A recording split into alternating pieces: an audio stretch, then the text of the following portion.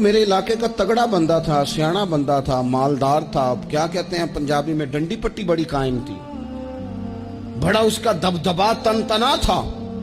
लेकिन मैंने उसे तबीब की दुकान पर लेटे हुए देखा तो उसके वजूद से पीप निकलती थी। मैंने उसे कहा, यार तेरे नाम से तो लोग खौफजदा रहते थे, तेरा नाम लेके तो लोग बच्चों को डराया करते थे, तेरे से इंसलाक रखने वाले तो बाजारों में गर्दनें ऊंची करके चलते, तुझे क्या हुआ? तो कहने लगा, बस जब खुदा का हुक्म आया, जब अल्लाह की हिकमत का गलबा हुआ, जब तक उसने ढील दी तो दी, लेकिन जब वो पकड़ने पे आया तो फिर हाल ये हुआ कि एक गरीब मछेरा मछलियां पकड़ने के लिए दरिया में सारा दिन बैठा रहा, उसे मछली ना मिली। शाम को रो ही पड़ा कि मालिक मेरे तो बच्चों के पास खाने को भी कोई शय नहीं। तो एक मछली शाम को बड़ी मेहनत के बाद एक बड़ी मछली उसके हाथ लगी।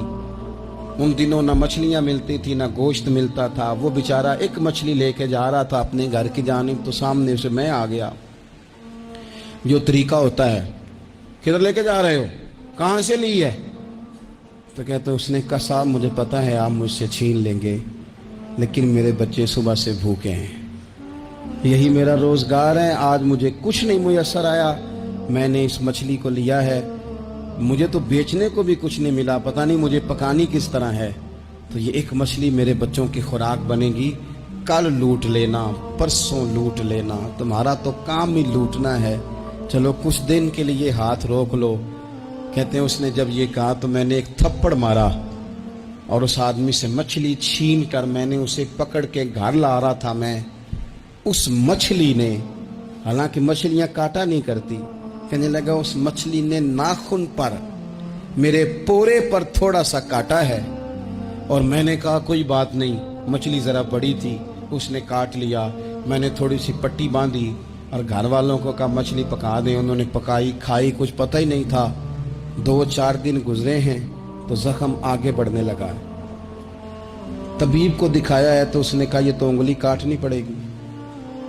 कहता है वो उंगली कटवाई, 1 हफ्ता नहीं गुजरा था कि जख्म आगे बढ़ा। तो फिर वो हाथ की तरफ बढ़ा तो मैंने जाके दिखाया तो उसने कहा हाथ भी काटना पड़ेगा, सारा बाजू कटवा चुका हूं, रात को नींद नहीं आती, एक लुकमा पेट में नहीं गुजरता।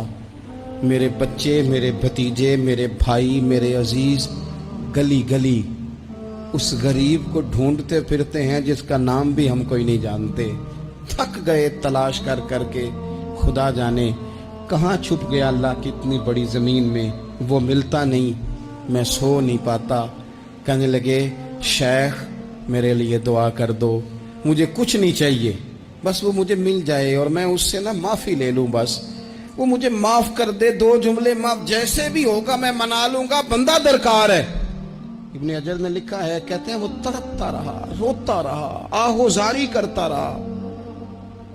मैंने भी उसके लिए दुआ की कि अल्लाह करे वो शख्स तुझे मिल जाए। फिर कुछ दिनों के बाद मुझे किसी ने बताया कि मर तो गया है तड़प के, पर उससे माफ़ी का मौका मुयस्सर नहीं आया।